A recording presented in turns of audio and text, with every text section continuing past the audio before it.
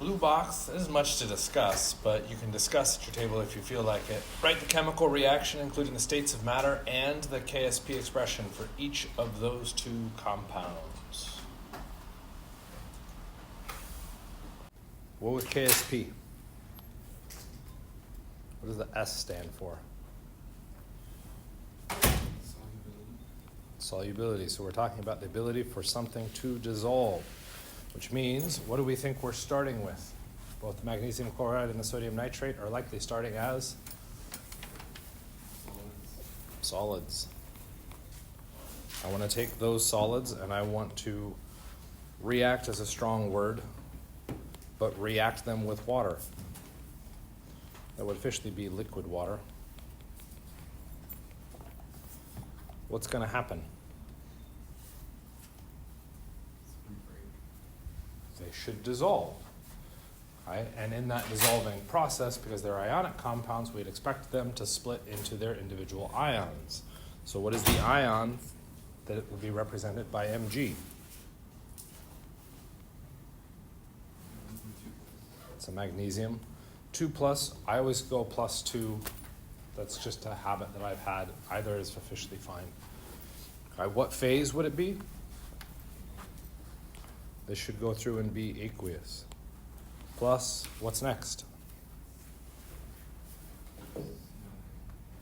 Okay. Why 2Cl- and not Cl2? Right? This is coming from the identity of that species, right? This would be 151 stuff. That subscript 2 back in MgCl2 represents how many chlorides we need to balance against the magnesium. Okay? So when we're going to divide this out into the individual ions, chloride is the ion. We just happen to have 2 of them. So when it dissolves, it's going to generate 2 individual chlorides. What phase? Aqueous. What does aqueous mean? Mixed with water. So if the phase says mixed with water, do I really need to include that I'm mixing it with water at the beginning? Okay. And it's really going to come down to how it helps you or not. Officially, or actually, I can't quite say officially because I haven't looked at the material in enough time to really know. Most cases I've seen, they just drop the water term. And we'll just look at our magnesium chloride, solid becoming magnesium ion, aqueous, and our 2 chloride ion, aqueous. Before we look at the KSP, what happens with the bottom one then? I lied. We'll make you do the bottom one. So what's the KSP for our trop equation? The same thing it always is. It would be the products over the reactants. What are our products? The magnesium ion and the chloride ion. It would be like, hooray, we now have it. We don't have to worry about our reactants because they're solids and liquids, and we'd be done, except we're not done. Why? Remember, your coefficients from your balanced chemical equation show up as the exponents in your KSP or in any of your K expressions. When we went through and did the acids, we kind of got lucky because all of them were 1s, so we didn't have to stress about it. The KSPs are going to come in and haunt us, so we have to be a little bit more careful to remember those coefficients and how they're going to apply in. We need to make sure that we've got that squared in our KSP expression. So we've done the first one together, which means you can do the second one on your own. Because some people went through and did it and others did not. I'm going to go through and do it, but of course I'm going to go through and do it wrong. So if we go through and look at this, we're going to dissociate into the ions. We've got our aqueous for our sodium ion, which makes sense. And then we'd go through and we'd have our nitrogen, -3, aqueous. Remember how I preferenced this. And then I would have my 3 oxygens with a -2 charge. Aqueous, right? No, why not? NO3 is a polyatomic ion. So if you go back into 151, there was nomenclature. You needed to know that nomenclature so that you could start to build and process what these things were. There was a slide earlier on in the lectures that said you didn't need to name the individual ions, but you needed to know these ions existed. Okay, NO3 is a complex ion, which means when I go through to dissociate, it's not turning into nitrogen and oxygen, it's going to turn into nitrate. Okay, which is then going to beg a different question. When we had a subscript in our first question, where did that subscript end up in the products? Ended up as a coefficient. We go to the second question. We have a subscript. And where does that subscript end up? It's still a subscript. Okay? Why did it not become a coefficient? It's not a subscript, the total poly. Okay? So the differential here comes back to nomenclature systems all the way back in 151, the meaning of those subscripts. Some subscripts are referring to the amount of that ion to balance out your formula. That's the case of the magnesium chloride. That too is saying I need 2 chlorides to balance the charge on magnesium. What does the 3 in NaNO3 represent? That is part of the identity of nitrate. Since it's part of the identity, just like when we did the magnesium, I didn't split this into M plus and G plus 1. The Mg was grouped together because that was part of what identifies the element magnesium. What identifies the complex ion nitrate? NO3. The 3 is part of its identity, even though it's being placed in the exact same location. So we have to be careful as we interpret our chemical formulas to make sure that we don't start throwing those numbers around kind of randomly. Okay. If we push back on it, what should the coefficient be in front of the nitrate then? Just 1, because how many times did nitrate show up? Just once. Kind of make sense? What would our KSP be?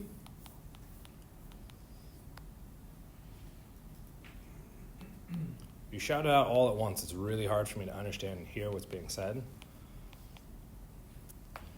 It would be the concentration of our individual ions on the product side. We don't have to worry about anything on the reactant side because we're looking at liquid water, which we already argued we could delete from our expression anyway. Right? And then the solid, both of those as pure substances aren't going to change their concentration significantly through the course of the reaction. We fold that into the K, just like we did every other time we encountered this. Okay? New question. Which KSP is bigger? Talk it out at your tables. But argue this is a pretty tough question. What do we get as answers? I heard a couple of people give me answers or talk answers at their table. What answers do you see? We got top and bottom. Which KSP is larger? Okay. I've heard bottom, I've heard top. There's technically another answer. We don't know. Okay, that's a fair answer. Okay, and neither, they're the same, right? Okay, we got 4 different answers. That's 4 different answers for a multiple choice. That could be fun. Okay, what's the answer?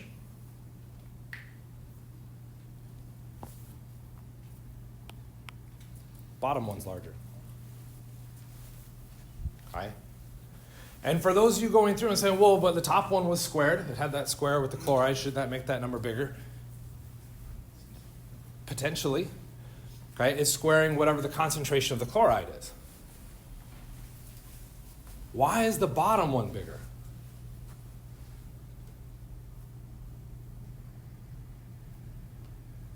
Okay. And as you struggle to look through things and think about what stuff we've talked about with Ks, none of that is relevant.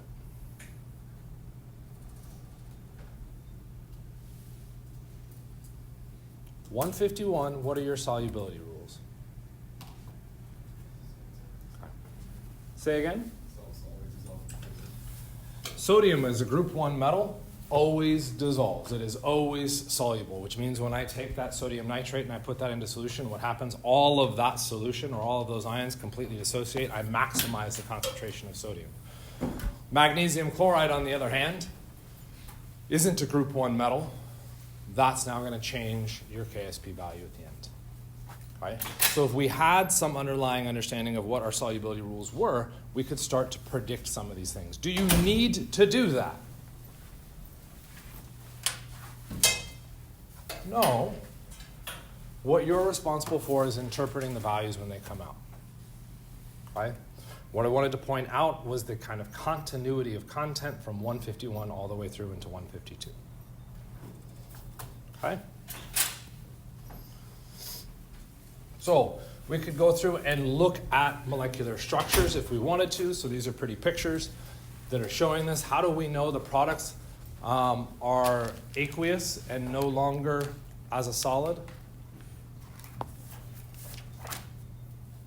It's really subtle in my opinion.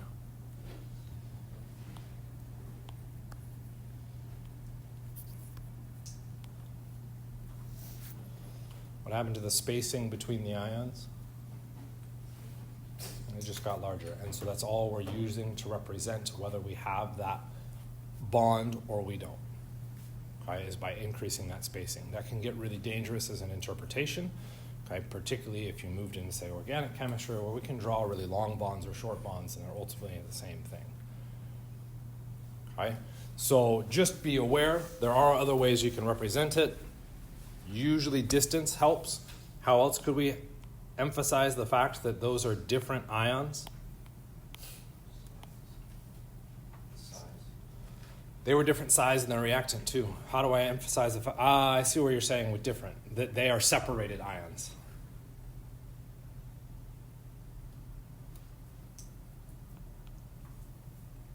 Put a plus symbol in between, signifying that those two things are separate. Okay. So we've got our polyatomic ions. We've got their formulas. They've got particular charges. There's names associated with them. Okay. Again, to my understanding, you are not responsible for being able to name or draw any of these structures. Yes, we'll just go ahead and say that. I would, however, go out on a limb and say it is valuable to have this information memorized so that you could apply that content later on if you have future chemistry classes. If you don't have future chemistry classes, sure, in one ear, out the other. But if you're going to have to take more chemistry, knowing what those ions are, okay, what their charges are, does become a relevant piece of information that can help you navigate material faster in the future. And despite what anybody tells you, speed and time are very important. Okay? Go to your mechanic. Hey, can you fix my car? Yeah, we'll work on it. We'll get to it in 6 months. You're going to find a different mechanic. Okay? Time matters. So, we introduce a new term. Molar solubility is the maximum number of moles of a compound that can dissolve in 1 liter of water, which is ultimately another way of saying molarity, or concentration. Okay? We're talking about it as molar solubility because what we're referencing is how much of this compound can turn into the ions. Okay, so what is its concentration? So if we were going to go through and determine the molar solubility for copper 1 chloride, how could we go through and do it?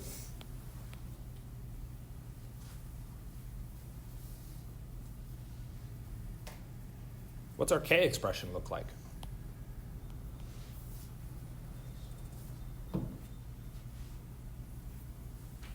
Concentration of our copper ion times the concentration of our chloride ion, right?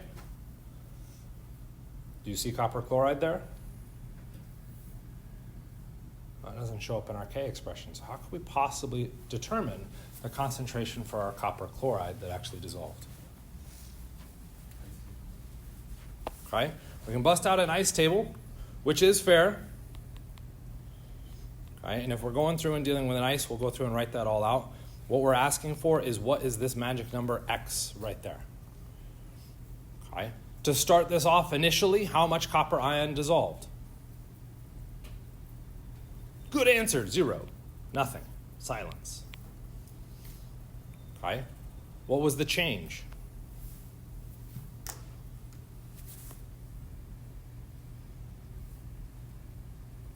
What changed? what's going to happen? Because we could take this value of our initial and we could try and solve for a q. What are we going to get for a q? Remember, q is solved the exact same way k is. What's our q?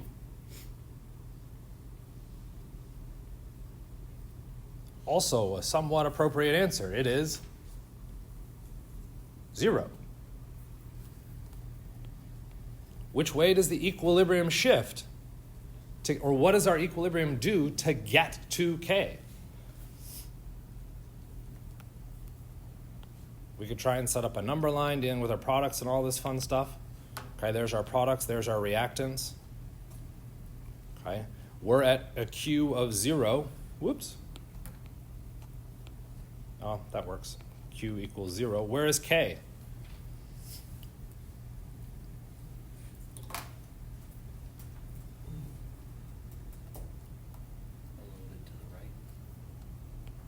So what has to happen? Make products, which means plus x plus x. Ooh, but x is dangerous. Why is x dangerous?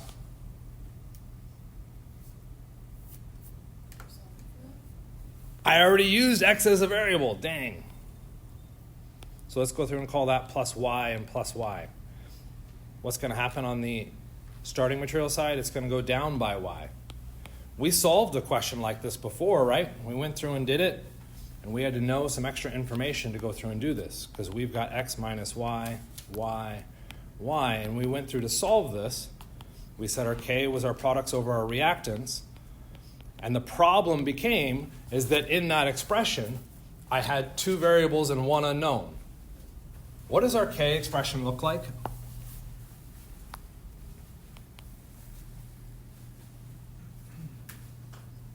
What does the k expression look like? It only has 1 unknown.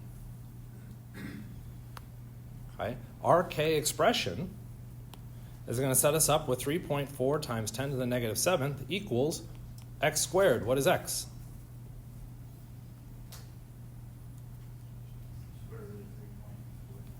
X will be the square root of that number. We could go through and start, whoops, because I set this up as y, didn't I? Could set that up as y. Okay, and we can now solve for the y. How does that help us out?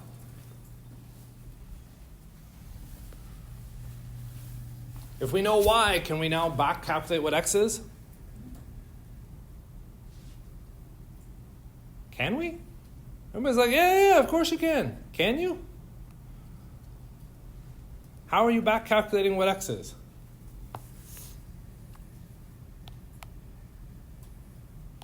I know x minus the square root of 3.4 times 10 to the negative 7th.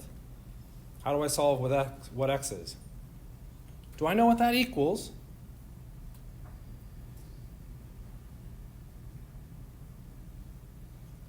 If I don't know what that equals, do I have a proper equation? No. How can I solve for it?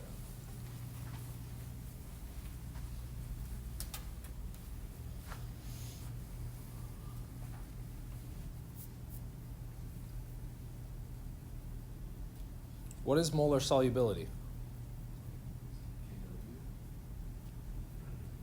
Molar solubility would be that x value, our initial x, right? What does it mean?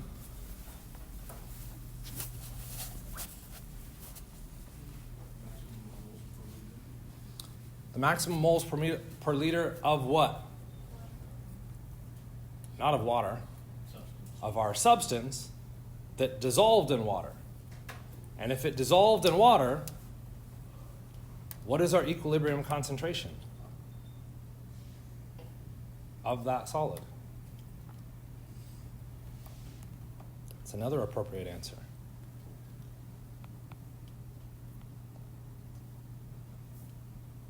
It's 0, because it all dissolved. Okay? What does that mean? X and Y are all conveniently the same number. Ooh, isn't that fun? Okay?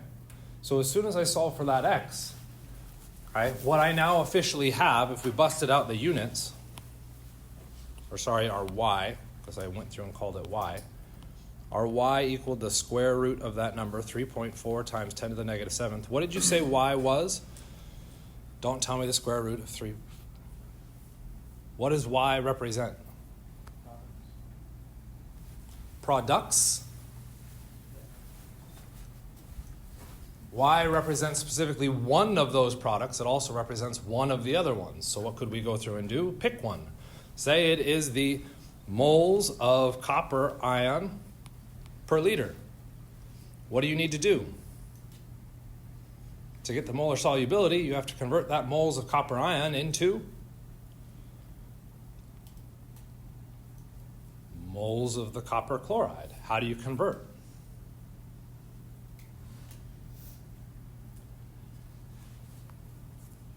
Coefficient. 3.4 times 10 to the negative 7th, ultimately irrelevant. Moles of copper ion over liters of our solution. What are we trying to solve for?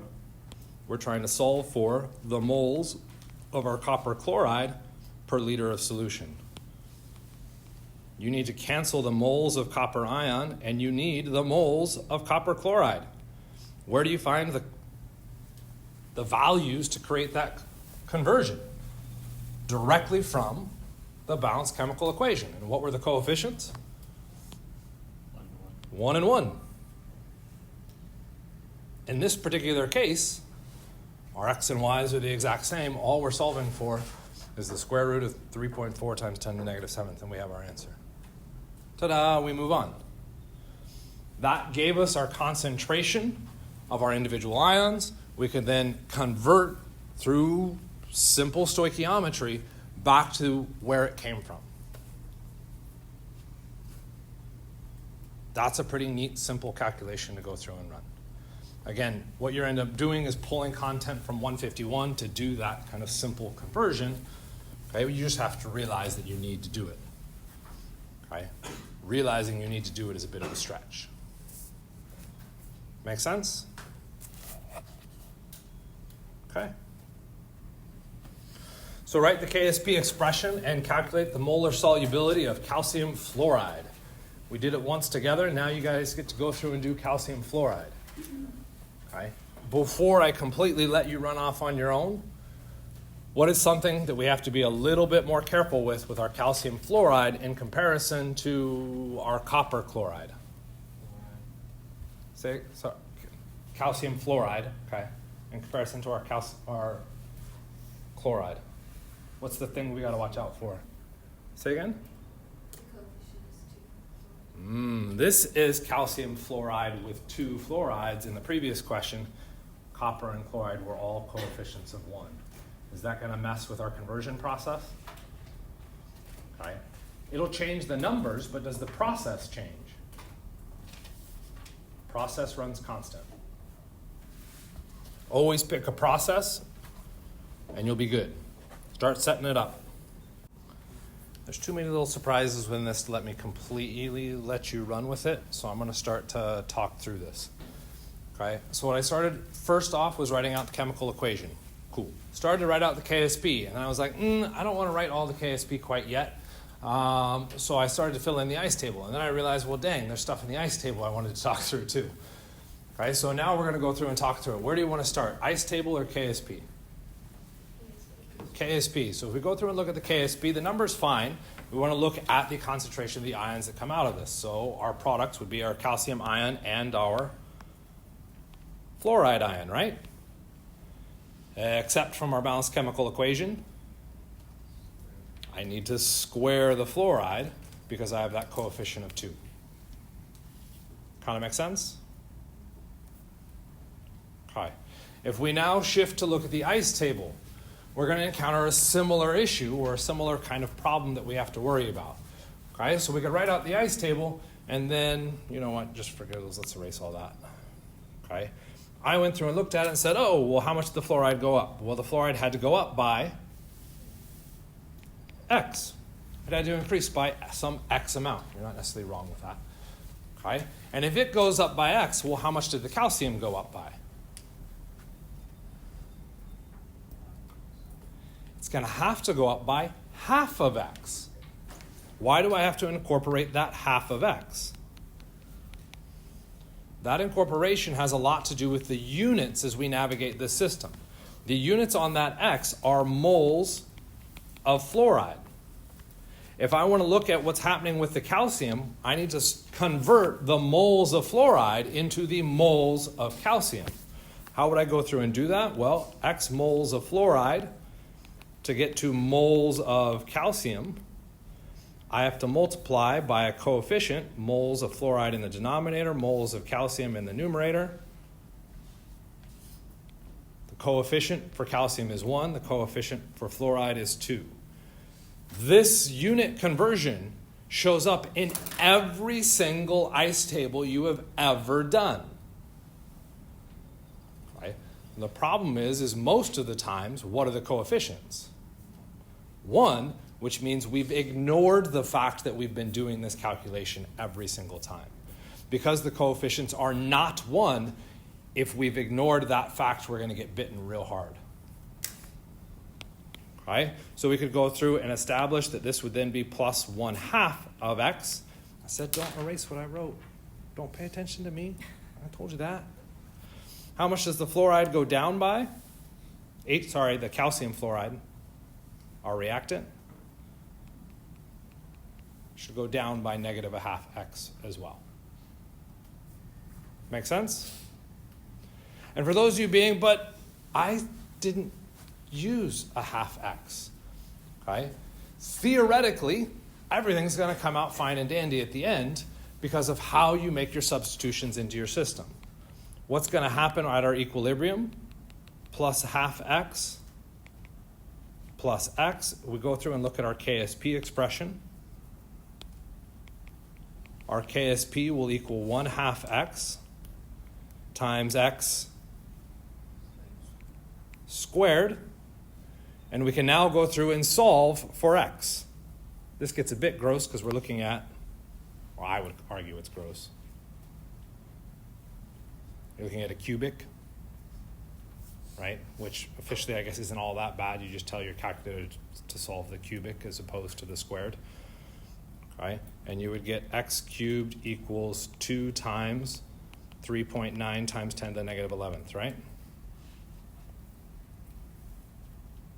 So yeah? Okay? And we'd be set. We'd run in our numbers and we'd calculate the cubic and we'd be good.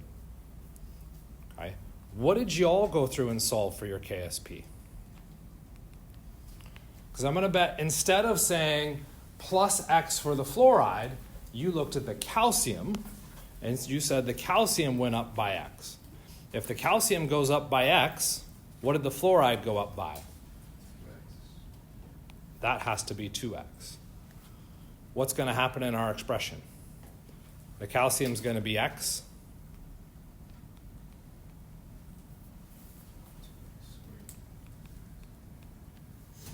(2x squared). And now how does this go through and navigate? We're going to get 4x cubed. Did I do my 1/2 x wrong? I'm nervous I did my 1/2 x wrong, because that gets us a different number. Our x will equal our KSP, divided by 4. I must have subbed in numbers wrong. I'm a little nervous on that. We'll come back to that. X cubed, equals x cubed. Oh, I did that math way too fast in my head. Did I do that in my head right? KSP divided by 4 equals x cubed. I think I've got that. We can now solve for our x, and we should be squared up, and we now have an x value. Okay? Are those x values the same? Actually, I just realized I didn't screw it up. Are those x values the same? Yes. 1/4 of the KSP cube root is the same as 2 times the KSP cube root? No, those x values are actually very different, which is what was causing me a bit of panic. Are we being asked to solve for x?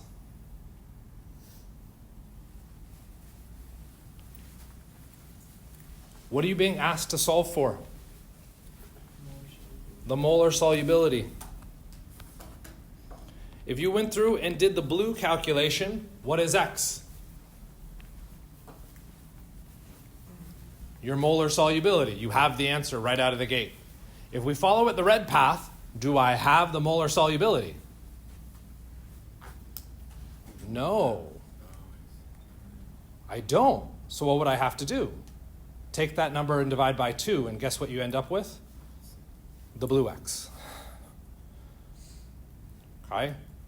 So a lot of this is going to come from how you see it and how you choose to go through and navigate it. Okay? Which path is easier? Red, or hopefully what you did, blue? Blue. Why?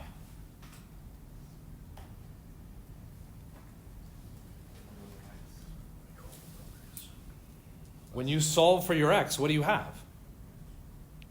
You have your answer. You're done. If we run the red path, what happens?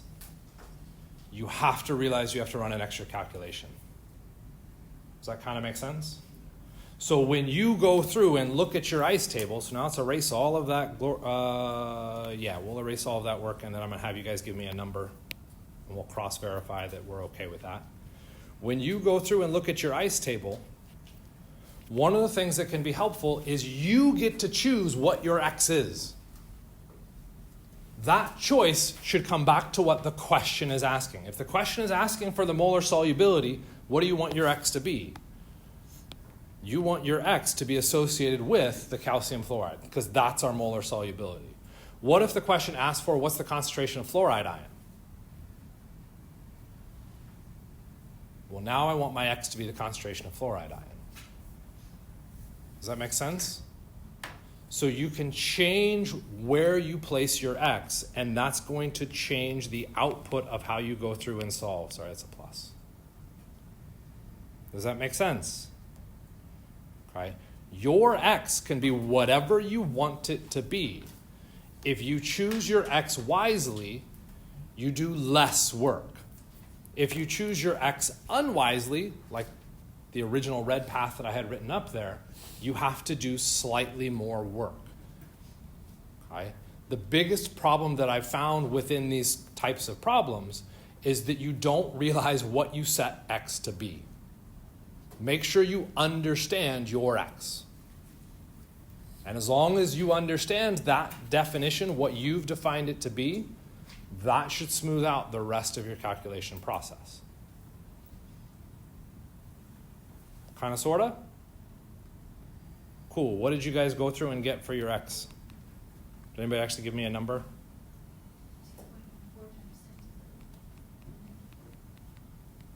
2.14 times 10 to the negative 4. Officially, what units are on that?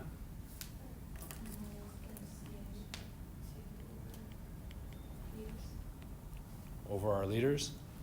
So bright side, what's one thing that has kind of fallen out of this unit that we haven't been using all that much? The units. Okay, so we pretty much ignore them and just whoop, drop them back in.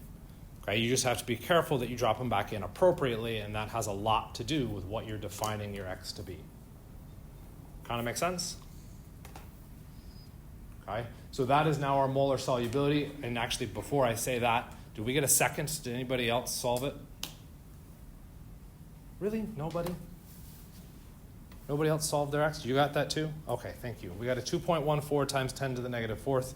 That's the molar solubility you should end up with at the end of your calculation path. Does that make sense? Okay.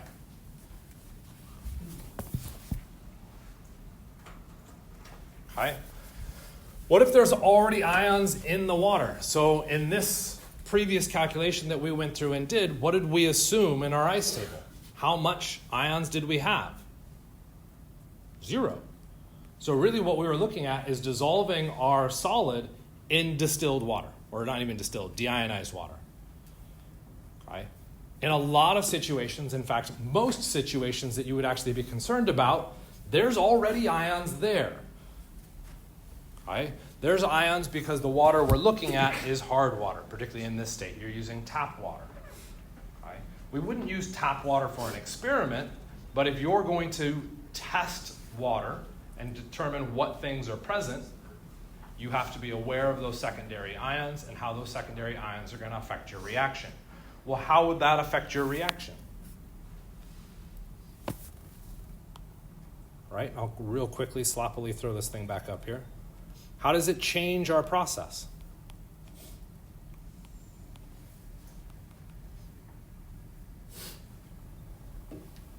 If our first process, the one that we had up here, we started with 0, right? If there's already ions present, what happens? That's not 0, that's 0.2 molar. Is that going to change how much the calcium fluoride can dissolve?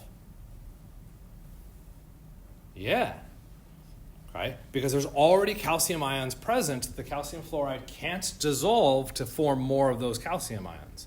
So it is going to change how our dissolving process works. This is what's typically known as the common ion effect. Okay? And depending on questions asked, you can see varying ways of referencing this. Okay? So you can look at water hardness. If we're looking at Arizona, bright red, yay.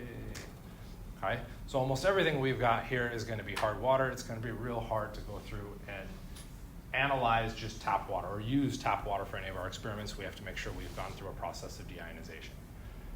Okay? On top of which, if we're now concerned about how calcium carbonate dissolves in that water process, okay, because there's already ions present, calcium carbonate isn't going to dissolve as easily, which is why, what do we tend to see around all of our faucets?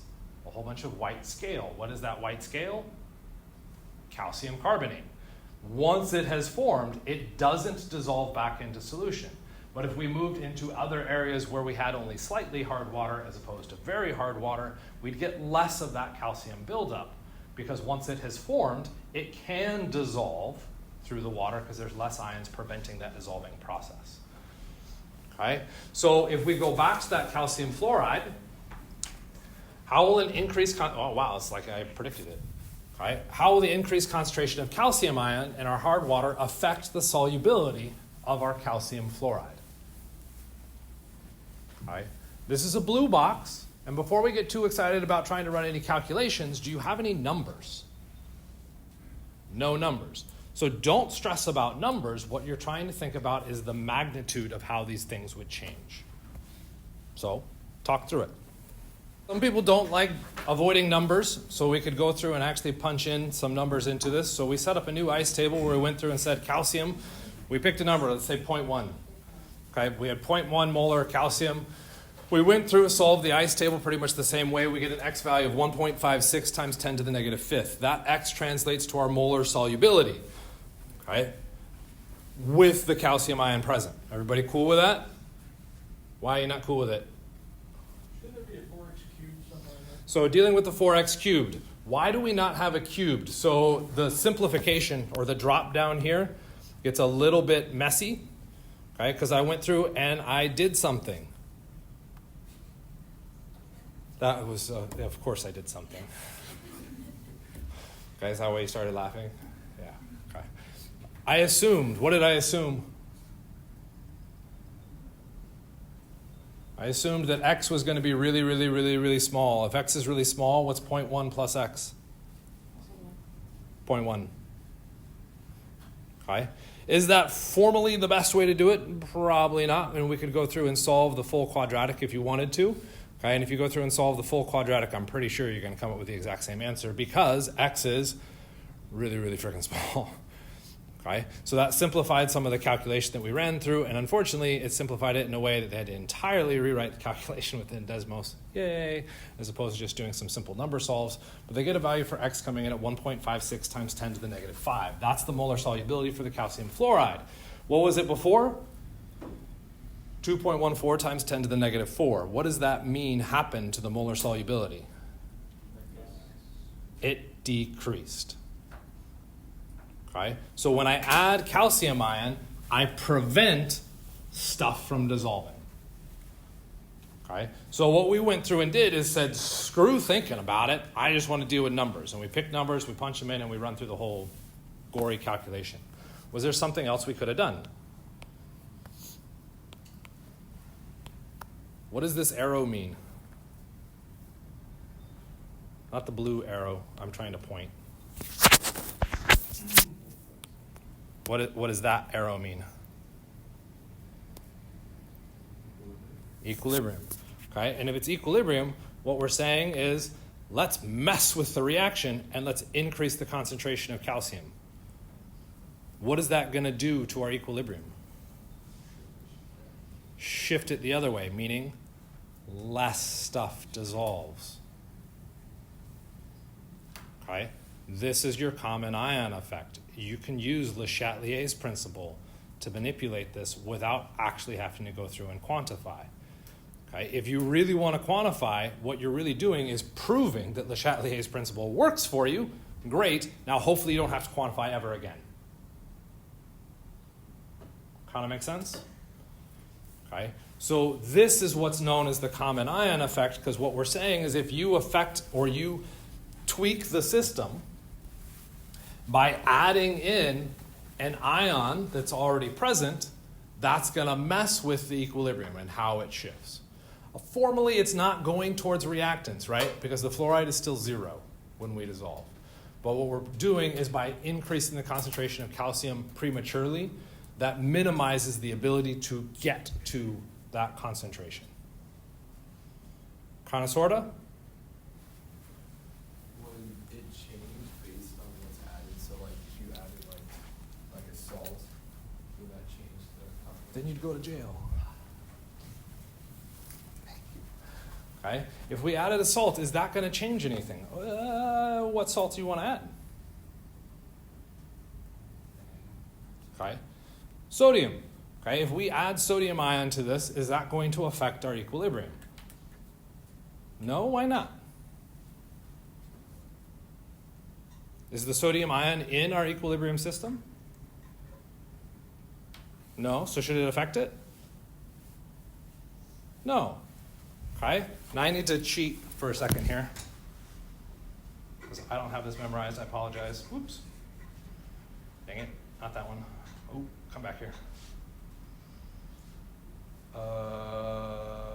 Cool. Interestingly enough, I was right. So we add sodium, nothing. No big deal. But what if I add magnesium ion?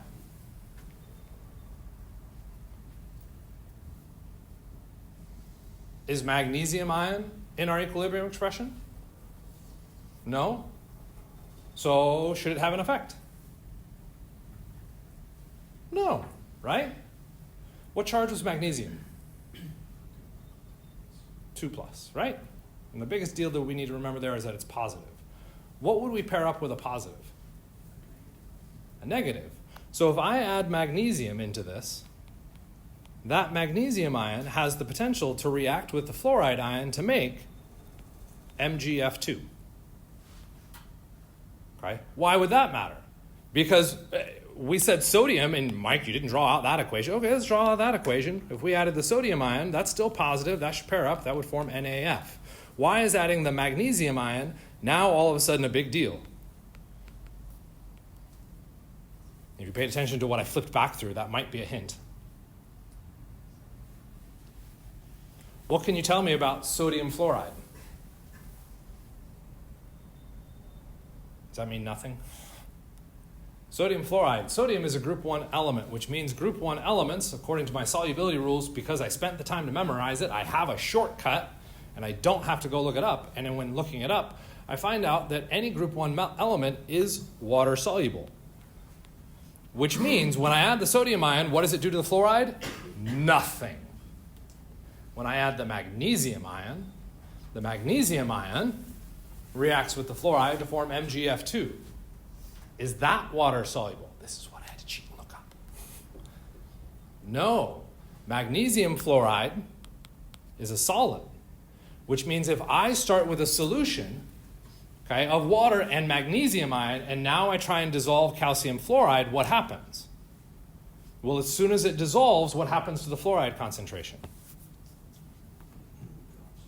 It drops. The fluoride concentration is actually going to drop. And if it drops, what's my equilibrium going to do? Shift to produce more product. Which means what happens to the amount of calcium fluoride that dissolves? It increases, so I know where you're going. The amount that dissolves, we have to be careful on our framing there. Okay? The amount that dissolves is going to increase because I'm constantly removing the fluoride from the situation because of this solubility expression. Okay? Kind of makes sense? That's kind of neat.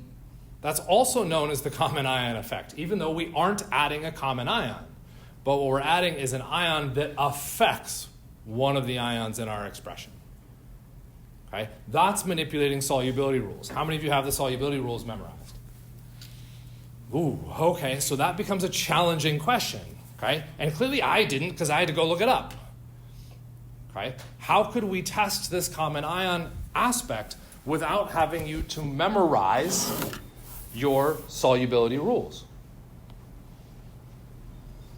Well, one way is we talk about adding calcium ion or fluoride ion into our solution. Okay, that would be the easiest way to go through and do it. Okay? How could I get the calcium ion or fluoride ion into solution? It's really, really simple. I'm actually kind of embarrassed I asked the question. How do I get calcium ion into solution?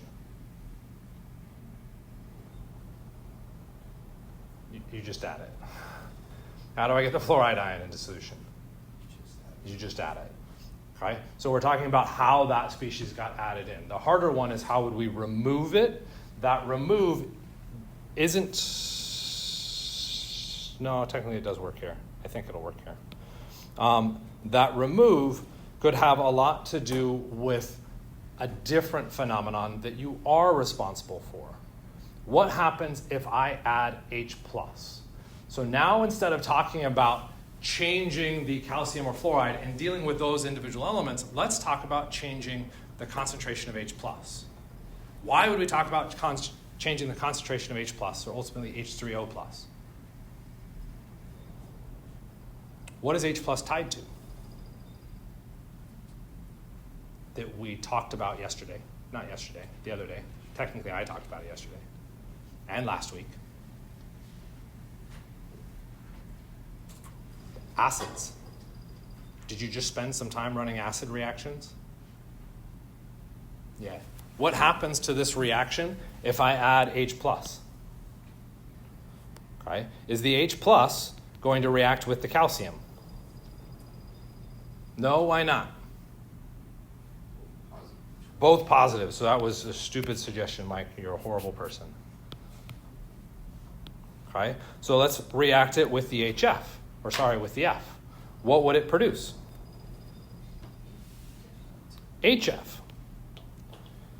Okay. Does that reaction happen? And that becomes a harder question than you may think. Yes, it happens. How do we know it happens? It has to do with what HF is, or rather what HF is not. Nope, it is actually still soluble. HF is not a strong acid, which means I can form it. If instead I formed a strong acid, what would happen? It would immediately revert back the other direction. Because HF is a weak acid, I have an equilibrium that's dependent in here, a Ka that's going to be dictating it, which is going to change the concentration of my fluoride ion. Because some of that fluoride is now going to get siphoned into HF. And if the fluoride concentration goes down, what happens? I need to dissolve more of my calcium fluoride in solution. Okay? So I can look at what adding an acid is going to do to the reaction. The acid, because I know my definition of acids is dealing with the concentration of H+, the H+ is only going to affect which ion? The anion. Is there anything else I could do to play with pH other than affect the H+?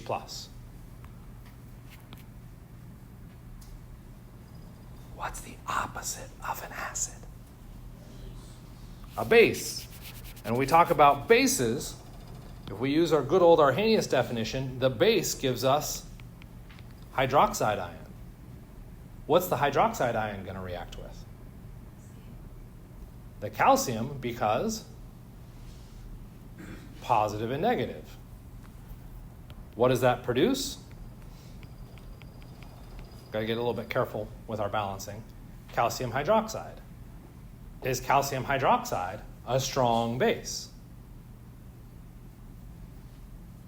No, so what would that mean? There's an equilibrium dependence that we have to worry about here. That equilibrium dependence means the calcium ion is going to drop in the presence of a base. And if it drops in the presence of a base, what has to happen to the molar solubility of our calcium fluoride? It also has to increase. Okay? So what we're looking at is how you can manipulate that system. And I'm pretty sure I just skipped like 3 slides ahead by talking about H plus and OH minus. Okay? But this is what we're thinking about when we think about the common ion. Okay? We can go through and quantify that if we really want. Most scenarios that I've seen, okay, do not talk about quantification for your common ion effects. They just say, what happens to your molar solubility? Does it increase or decrease? Or does it stay constant? Right? And what you're looking at is whatever change you made, how does it affect the ions of your product? And if it affects the ion concentrations, that's going to affect your solubilities. Okay? Ta-da, look at that. Okay. Very next question. This is now point 2. We just said point 1. That was our guess that we walked through and navigated. We could go through and make it point 2 and say, well, what happens to the concentration? Okay, what's going to happen to our X value in the ice table? We literally already walked through this calculation. Do you want more practice to go through and solve an X? I saw one no, everybody else was silent, so I'm going to take it and move on. Okay, we get this slide again. Why do we get this slide again? Right at this point, when we're talking about common ions, we're saying how can we affect the ions in a solubility system, right? And what did we say would affect the ion concentrations? Acids and bases. So here's our acid-base slide coming back to hit us again. What makes up coral? Calcium carbonates. And if we acidify the ocean, what is that going to do to the ability for the calcium carbonate to stay a solid? Ooh, it changes it and it starts to dissolve it, and that now causes problems with ecosystems that rely on it staying a solid. Okay? That's where this image is coming back, because it's trying to reference that. Which then pushes us back to some climate change stuff that I honestly should know a whole lot more about than I do, but I don't know a whole lot about it other than it is indeed happening, and we need to trust the people that know this. Right? If we're looking at CO2 emissions, they are drastically increasing. Those CO2 emissions in the presence of water are going to acidify our oceans. That's going to destroy our corals. Right? And it's going to have much larger effects beyond that. So these are things that need to be studied, right? And they need to be treated in some way. Right? Lots of different areas of research are trying to tackle this in different aspects. Right? So if we're looking at ocean acidification, carbon dioxide in the air reacts with water to produce our carbonic acid. That I hate these arrows so much.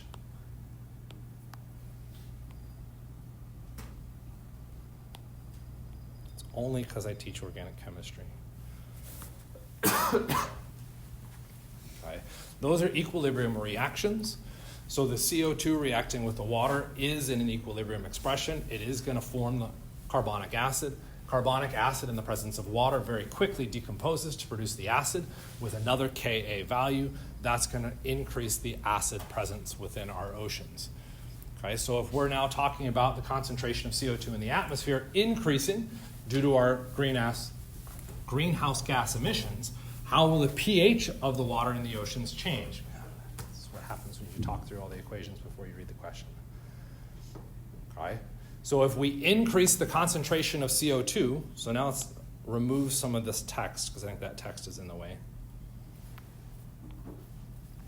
If I increase the concentration of CO2, what's that going to do to that equilibrium according to Le Chatelier?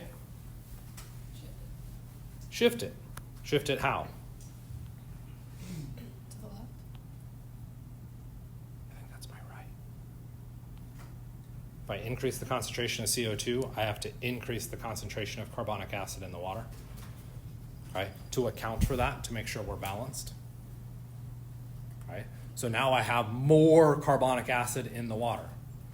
Okay? If I increase the concentration of carbonic acid in my water, what does that do to the next equilibrium? Same deal, is going to shift it to form more products, and I'm going to increase the concentration of H+. And if I now have an increased concentration of H+, that H+ can now go in to all those solubility expressions, okay, particularly as it pertains to our corals, and it can start to destroy those. Okay? It could also go through to increase the solubility of heavy metals that we didn't want dissolved in the water.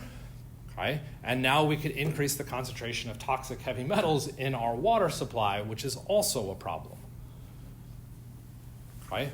So messing with that equilibrium or that balance, even in subtle ways, can have massive long-term effects, and that's why scientists are freaked out about CO2 emissions.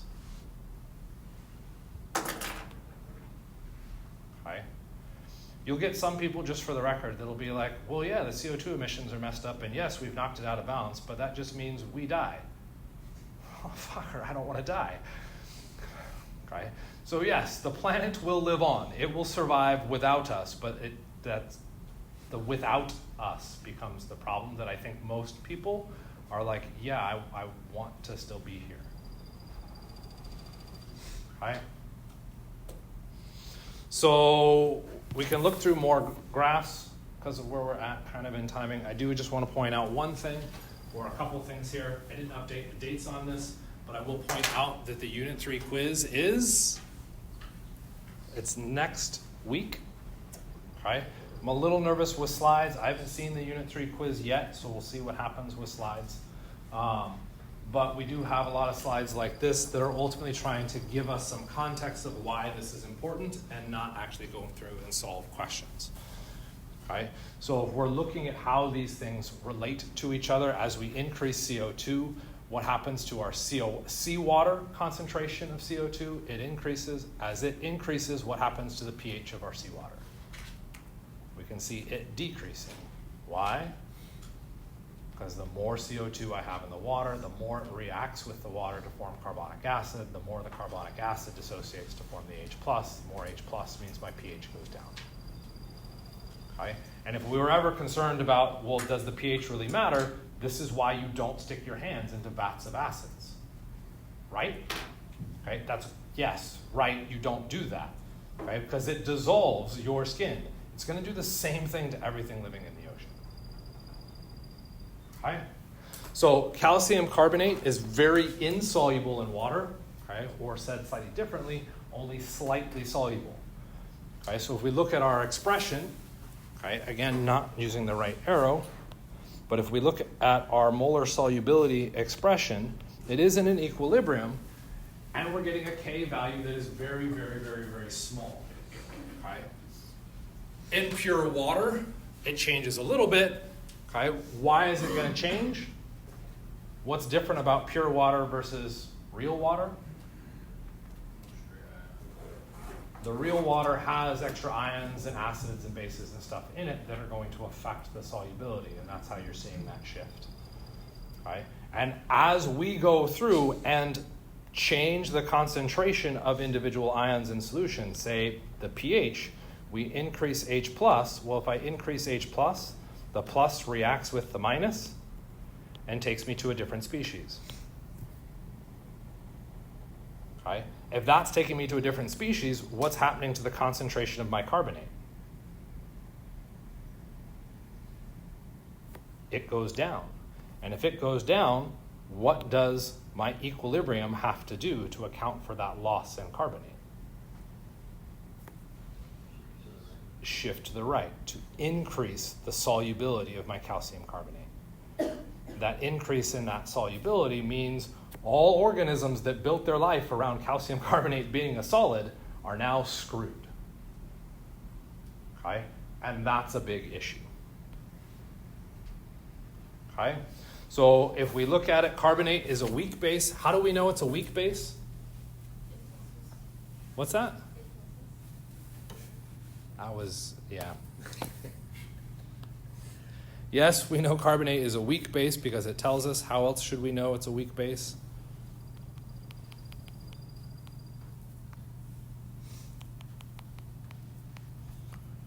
was it something that you were ever told to memorize? Whoops. No. Okay? You weren't told to memorize that carbonate was a strong base. If we go back to we had a table of strong bases, didn't we? I think. I honestly don't remember. Okay, I think we had a table of strong bases. We definitely had a table of strong acids. I remember that one. I honestly can't remember if we had a table of strong bases. Okay? Typically our strong bases are group 1 metals. Group 1 metals with hydroxide. Those are our strong bases. Okay? It's not that, which therefore means it's a weak base. So what we're looking at is our expression that occurs between our carbonate, and they're actually referencing using H3O plus in this system, because what we're concerned about is less the strength of how it reacts and more the strength of what it's doing to our H3O plus concentration. Okay? And so what happens is we'd form our H3O minus and we'd get our water. Okay? Why does this become a big deal? Okay? Really what we're trying to point out here is that CO3 minus 2 plus H plus goes to something else. In and of itself, we might say that's not a big deal, except when we layer in the extra piece of information, a lot of our organisms in the ocean make their living off of the process of calcium carbonate being a solid. And if we talk about calcium carbonate being a solid, what we're saying is it does not dissociate into the ions very readily. If I add H plus, what happens to the concentration of carbonate? It decreases. So what we're looking at kind of again and again and again is that acid can affect the solubility expression. Okay? So we could go through and quantify that, manipulate that as we wanted.